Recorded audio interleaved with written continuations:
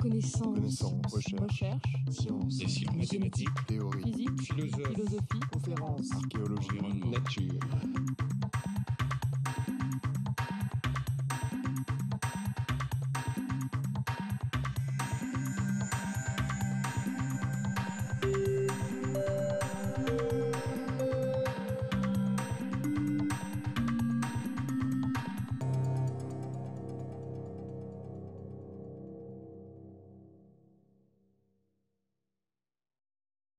Bonjour, j'interviens cet après-midi avec une double casquette. Je suis à la fois chercheur à l'INSERM, à l'UMR 912, dans l'unité de Jean-Paul Moatti à Marseille, et je suis également président d'une association qui s'appelle l'association AIDE, qui est l'association de personnes séroconcernées, infectées ou affectées. Je vis moi-même avec le VIH depuis 13 ans.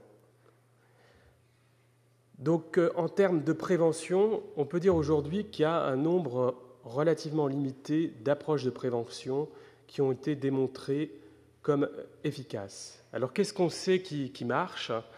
Alors, qui a fait l'objet de beaucoup de débats et beaucoup d'avancées, c'est les avancées autour de la circoncision masculine, mais je ne vais pas revenir là-dessus puisque tout à l'heure Bertrand Auvert va nous en parler, donc va nous dire dans quelles conditions ça peut fonctionner. Qu'est-ce qui a marché ? C'est en ce qui concerne chez les usagers de drogue par voie intraveineuse, toute l'approche de réduction des risques avec mise à disposition de seringues et programmes de substitution a montré une efficacité tout à fait extraordinaire. Et au niveau de la transmission sexuelle, c'est là-dessus que je vais me concentrer, c'est beaucoup plus limité. Et ce qui a été démontré, c'est l'utilisation systématique du préservatif étant à peu près entre 90 et 95% efficace. Et donc, on est parti sur des stratégies pendant des années qui a été la stratégie ABC. Alors, ABC, ça veut dire quoi ? C'est abstinence, c'est being faithful, c'est-à-dire la fidélité, ou le condom, c'est-à-dire le préservatif. C'est-à-dire que c'était soit les gens doivent être abstinents, soit ils doivent être fidèles, soit ils doivent utiliser systématiquement le préservatif. Alors, l'abstinence et la fidélité, on a très vite montré, avec plein de publications d'ailleurs, que c'était assez illusoire et qu'il fallait promouvoir plutôt la promotion systématique du préservatif. Malheureusement, cette stratégie est largement insuffisante. Et on s'est aperçu que même s'il y a une proportion de personnes qui peuvent être en adéquation avec l'utilisation systématique de préservatifs, eh bien, ça ne marche pas pour l'ensemble des populations, pour que l'ensemble des populations concernées par le risque de VIH puissent adopter dans la durée cette stratégie. Et vous pouvez voir sur cette diapositive un certain nombre de situations tirées de témoignages ou d'observations qualitatives qui montrent que dans le quotidien, eh bien, ce n'est pas toujours évident pour les personnes de pouvoir utiliser cette stratégie. Il y a des situations d'inégalité de genre, des situations de vulnérabilité, des situations où il faut négocier avec le ou la partenaire l'utilisation de préservatifs, qui fait que concrètement, c'est carrément une utopie de penser que tout le monde va toujours utiliser le préservatif de façon constante pendant toute sa vie. Donc, il fallait penser à des stratégies. L'idée de la réduction des risques sexuels, c'est l'idée de se dire qu'on élargit la palette des outils. On ne se base pas que sur le préservatif. Il ne s'agit pas d'oublier le préservatif, mais il s'agit de diversifier les approches de la prévention. Et les observations, la littérature a montré que cette notion de pouvoir diversifier la prévention, c'est un besoin. On a pu constater à travers beaucoup d'observations que les personnes séronégatives, même si elles ne se protègent pas, elles n'ont pas envie d'attraper le virus, et que les personnes séropositives, même si elles ne se protègent pas, elles n'ont pas envie de transmettre le virus.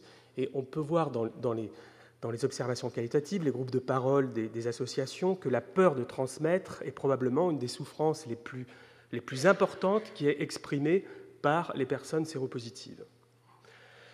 Et en fait, ce qui a été observé, c'est que les gens qui n'utilisent pas systématiquement le préservatif essayent d'utiliser des stratégies alternatives qui sont censées réduire les risques. Alors, qu'est-ce qui a été observé ? On a pu voir l'utilisation du diaphragme chez les femmes dans certains contextes, qui a été montrée par ailleurs comme efficace, mais que très partiellement sur la transmission, mais quand même mieux que rien.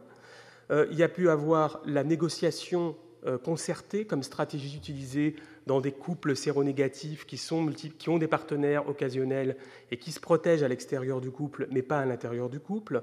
Ça a été montré comme une stratégie qui pouvait fonctionner, mais avec des limites, parce que ça veut dire qu'il faut que les personnes soient sûres de leur statut et parlent de leur statut à l'intérieur du couple. On a beaucoup abordé aussi les questions de sérotriage, qui, moi je préfère le terme sérochoix, c'est-à-dire de pouvoir choisir son partenaire séroconcordant en fonction de son statut. Et donc, si on a un partenaire qui a le même statut que soi, on peut ne pas utiliser le préservatif puisqu'il n'y a pas de risque d'infection ou de transmission. Là aussi, ça nécessite une connaissance actualisée de son statut sérologique chez les séronégatifs. Et puis d'autres stratégies de réduction des risques aussi qui a été utilisée, qui a été démontrée comme relativement efficace, moins efficace que l'utilisation du préservatif, mais toujours mieux que rien, c'est l'adaptation des pratiques, notamment chez les gays, puisque l'insertif et le réceptif ont des risques de contamination qui sont très très différents, puisque le réceptif, c'est celui qui prend le plus de risques s'il ne se protège pas systématiquement. Donc ces stratégies ont été décrites comme utilisées par les personnes et des études observationnelles ont pu montrer des risques de protection relatifs, intermédiaires entre le préservatif et rien du tout. Alors bien sûr, la meilleure réduction des risques, en dehors du préservatif, c'est tout ce qui va être l'utilisation d'outils biomédicaux. Donc François Dabis va détailler l'intérêt des traitements comme prévention, mais dans les outils biomédicaux, il faut penser aujourd'hui aux microbicides à base d'antirétroviraux, il faut penser aujourd'hui aux traitements pré-exposition, de prendre des traitements avant de s'exposer. Tout ça sont des pistes de recherche qui ne sont pas encore validées. Et en ce qui concerne la transmission des personnes traitées, il y a un certain nombre d'arguments qui laissent penser que ce sont des outils de réduction des risques. Il y a des arguments épidémiologiques au nord, des arguments épidémiologiques au sud et des arguments biologiques qui laissent penser que les personnes traitées, quand elles sont traitées efficacement, transmettent nettement moins et que c'est un outil, le contrôle de la charge virale, c'est un outil de réduction des risques, même si ce n'est pas une suppression totale du risque. Bien sûr, cette notion-là est très importante parce que c'est une opportunité majeure pour pouvoir infléchir l'épidémie de VIH. Et que ça a des implications, pas seulement pour les personnes, ça a aussi des implications en termes de communication et en termes de discours politique et la façon d'envisager la lutte contre le sida, non plus comme un problème humanitaire dans le monde, mais comme un problème de santé publique pour lequel on peut trouver des solutions efficaces. Mais si on met en place ce type de stratégie, ça veut dire que si les personnes traitées ne transmettent plus et que c'est un moyen de réduire la transmission, il faut que les personnes soient traitées. Pour qu'elles soient traitées, il faut qu'elles soient dépistées. Et donc le dépistage, ça fait partie des outils aussi de réduction des risques. Déjà au niveau individuel, c'est très utile pour les personnes de connaître son statut sérologique. D'une part parce que quand on est traité plus tôt, les problématiques de santé sont plus faciles à traiter, que le pronostic est bien meilleur, mais aussi parce qu'il y a eu beaucoup de littérature qui montre que les personnes, quand elles connaissent leur statut sérologique, se protègent davantage que si elles ne le connaissaient pas, et ça a aussi des intérêts en termes de santé publique. Malheureusement, dans beaucoup de contextes, on l'a dit ce matin, les diagnostics arrivent encore beaucoup trop tardivement, et donc la question se pose, comment pouvoir tester, pouvoir élargir le dépistage et faire qu'on arrive à atteindre beaucoup plus de personnes séropositives qui ne le savent pas encore. Donc pour pouvoir étendre ce type d'approche de réduction des risques, eh bien là aussi, si on diversifie les outils, il faut diversifier les outils de dépistage. On a eu pendant des années le dogme quasi unique du dépistage volontaire, uniquement à l'initiative des personnes, et aujourd'hui on essaye de diversifier les approches. Donc ça pose bien sûr plein de problèmes. La première diversification, c'est déjà élargir les propositions de dépistage par les soignants. Cette approche a fait l'objet de pas mal de publications qui a montré qu'on arrivait à détecter plus de cas de VIH. L'autre approche, c'est d'aller faire du dépistage volontaire, mais plus près des personnes, pour pouvoir lever les barrières d'accès auprès des personnes qui pouvaient être concernées par les risques. Et puis, la troisième approche, c'est de faire du dépistage dans des contextes où sont les communautés les plus concernées, et par les communautés, c'est ce qu'on appelle le dépistage communautaire, qui peut être réalisé par des non-soignants et pas nécessairement par des médecins. Il s'agit de sortir le monopole du dépistage de la communauté médicale, mais de l'élargir aussi aux non-soignants.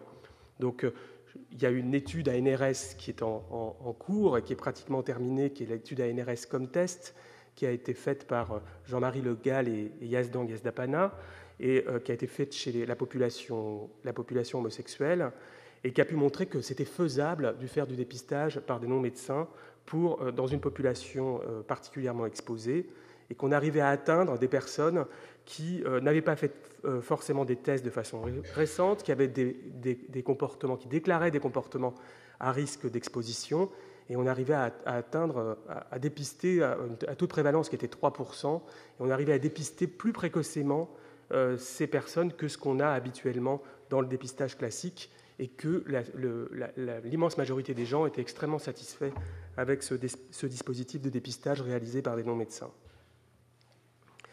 Alors peut-être, quand on parle de passer de la stratégie ABC à la réduction des risques, ce qui est très important, c'est de considérer que la réduction des risques, ce n'est pas qu'un problème d'outils ou de recettes, c'est aussi un problème de philosophie et de contexte. C'est-à-dire que pour que les gens puissent aller adopter des mesures de réduction des risques, il faut aussi que l'environnement et le contexte social soient favorables. Et donc il faut lever toutes les barrières de stigmatisation, les barrières morales, les barrières de honte que l'on met derrière le sida ou les comportements à risque. Et ça, je le dis bien sûr en tant que militant, mais il faut aussi le dire en tant que scientifique, parce qu'il y a pas mal de publications qui montrent que la peur de la stigmatisation, c'est associé à moins de dépistage. Ce n'est pas une vue de l'esprit, c'est démontré. Et on a pu voir aussi dans une enquête ANRS, l'enquête ANRS VESPA, coordonnée par France Lert et par mon équipe, on a pu voir que l'expérience de discrimination par les personnes séropositives était associée à des comportements de santé inadéquats, c'est-à-dire moins de protection, moins d'utilisation du préservatif avec des partenaires sérodifférents et moins d'observance au traitement. Donc c'est important aussi, pour ces raisons-là, d'améliorer le contexte par rapport à la discrimination, à la stigmatisation. Ce qui est intéressant, c'est quand on parle de réduction des risques avec les personnes, quand on parle de moins de transmission pour les personnes séropositives, on observe aujourd'hui dans les groupes de parole que les personnes parlent, alors qu'avant c'était tabou de dire on n'arrive pas à se protéger tout le temps, aujourd'hui ça l'est moins, et les gens arrivent à le dire, alors qu'avant il y avait une sorte de chape de plomb et que personne voulait le dire tellement c'était quelque chose qui n'était pas entendable. Donc vous voyez, c'est très important de combattre le stigma et le moralisme, c'est dans l'intérêt de la santé publique. Bien sûr, combattre le stigma, c'est améliorer les lois, les politiques de santé, mais c'est aussi améliorer l'acceptation des personnes séropositives dans notre société et améliorer l'acceptation des personnes qui prennent des risques et qui ne sont pas forcément séropositives. Et donc pour ça, pour améliorer leur acceptation, il faut aussi leur demander et prendre leur point de vue dans les politiques de santé. Je terminerai par ça, et c'est sans doute, s'il y a une chose qu'il faut retenir, je dirais que c'est ça, c'est-à-dire qu'aujourd'hui, on ne peut pas imaginer améliorer la prévention, faire de la recherche en prévention, sans travailler avec les personnes qui sont concernées.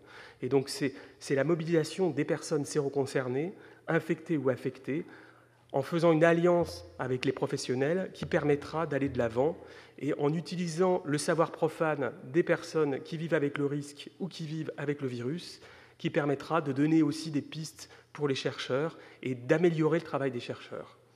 Donc c'est le principe de la démarche communautaire qui est d'avancer sur ces bases-là. Je vous remercie.